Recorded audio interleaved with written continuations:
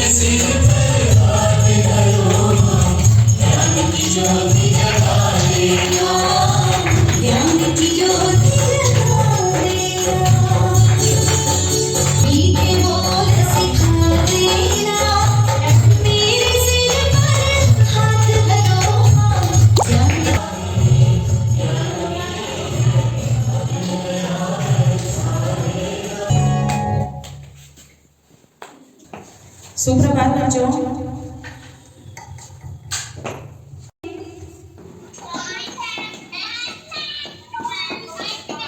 Very good बेटा। तो आपको पता है आज हम क्या कर रहे हैं? बसंत पंचमी मना रहे हैं ना बेटा? यस, बसंत पंचमी। ठीक है, बसंत पंचमी मना रहे हैं बेटा। और आज मैं आपको बसंत पंचमी के बारे में कुछ बताऊंगी। ठीक है, आप सभी ध्यान से सुनेंगे। तो बेटा बसंत पंचमी एक लोकप्रिय हिंदू त्योहार है। जैसे हम सभी अलग अलग त्योहार मनाते हैं ना, जैसे होली, दिवाली, संक्रांति मनाते हैं ना सभी बेटा। तो बसंत पंचमी भी हमारा एक लोकप्रिय त्योहार है जो बसंत ऋतु के आगमन का प्रतीक है। बसंत पंचमी का त्योहार माघ महीने की शुक्ल पक्ष की पंचमी तिथि को मनाया जाता है। अब ये तो आपको पता नहीं होगा कि माघ महीना क्या होता है। अपनी मम्मी से और दादी जी से पूछना, वो आपको बताएंगे कि माघ महीना क्या होता है। ठीक है बेटा, आप सभी ध्यान से सुन रहे हैं ना? तो माघ महीना अगर आपको बताऊं तो फरवरी में पड़ता है। जनवरी के लास्ट में, फरवरी के शुरू में माघ महीना पड़ता है। और जिसमें शुक्ल पक्ष की पंचमी तिथि को हम पंचमी मनाते हैं, बसंत पंचमी मनाते हैं, जिसमें माँ सरस्वती का पूजा अर्चना करते हैं। माँ सरस्वती का उत्सव है ये। यह पूरे भारत में बड़ी धूमधाम से मनाया जाता है। बसंत पंचमी पर गेहूं, जौ, चना और सरसों इन सभी की फसलें तैयार हो जाती हैं। खेतों में सरसों के फूल मानो सोने की तरह चमकने लगते हैं। गेहूं और जौ की बलियां खिलने लगती हैं। आपने देखा है कभी गेहूं और जौ पे जो अनाज की बलियां आती हैं, बालियां बोलते हैं उनको। आमों पर मांजर, बोर आते हैं, छोटे छोटे फूल जिनसे आम बनते हैं। हर तरफ रंग बिरंगी तितलियां मंडराने लगती हैं, भौरे भौराने लगते हैं। तो इसी को बसंत पंचमी कहते हैं। आज के दिन से ही बसंत ऋतु का आगमन होता है। तो इस दिन माँ सरस्वती की पीले फूलों से पूजा अर्चना की जाती है। माता को पीले फूल, पीला भोजन ये सब अर्पित किया जाता है बेटा। इस दिन स्कूल, कॉलेजों और शिक्षण संस्थानों में भी माँ सरस्वती की पूजा अर्चना की जाती है और कई तरह की प्रतियोगिताओं का आयोजन किया जाता है। जगह जगह पर पंडाल लगाकर माँ सरस्वती जी की मूर्ति स्थापित पर पतंग उत्सव भी मनाया जाता है और अनेक तरह की प्रतियोगिताएं भी की जाती है। बसंत पंचमी एक मौसमी त्योहार है।